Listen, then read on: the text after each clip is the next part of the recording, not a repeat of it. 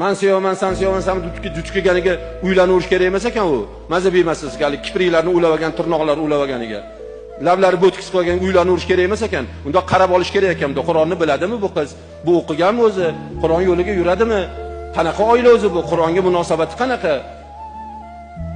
O'shaligi Andalusiyada Usmoniylarning xalifasi ota hozir esimdan chiqib qoldi. Hattobi degan shahrida shahzoda uylanadigan bo'libdi. Shart qo'yibdi. Men uylanadigan qiz Allohning kalomini yod olgan qoriya qiz bo'lish kerak. Kimni xonadonida qoriya qizi bo'lsa, kechqurun chomdan keyin eshigini tepasiga foniz osib qo'ysin. Yonib turgan chiroq fonizni osib qo'ysin degan ekan. Qarang. Bir kechada 720 ta xonadonda foniz osilgan ekan. 720 ta xonadonda qoriya qiz bo'lgan ekan. Eriga tegishlikka bo'yi yetgan, Allohning kalomini yod olgan qoriya qiz bo'lgan ekan. Yana shart qo'yibdi.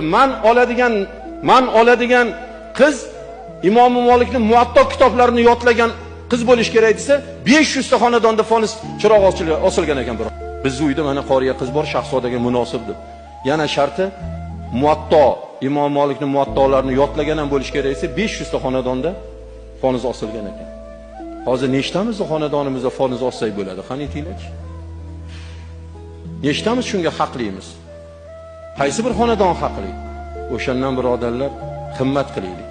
Bir yil o'tadi ketadi, kelasi yil inshaalloh yana uchrasharmiz balkim. O'sha kunlarda hammanglarni qo'lingizlarga Qur'on berganda sharillatib o'qishingizni men xohlardim inshaalloh. Mana shunga himmat qilinglar, oldinglarga maqsad qilib qo'yib olinglar.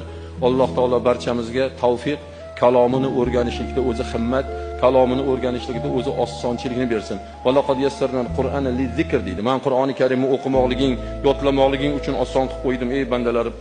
Oranglarda yodlaydiganinglar yo'qmi deydi Xudoy taolo. Birodarlar, respublikada shunaqa xatmi Qur'onlar bo'lyapti. Arablardan o'tkazib o'qiyaptiki, kam o'qiyotgani yo'q qori bolalarimiz. Alloh rozi bo'lsin. Birorta bir joydan chetdan arabdan yoki bir islom mamlakatlaridan qori qaytaga bizarri yurtdagi qorilar borib turib o'sha joylarda xatm Qur'on qilib beryapti. Shularni qatoriga qo'shilaylik. Xursand qilmaydimi?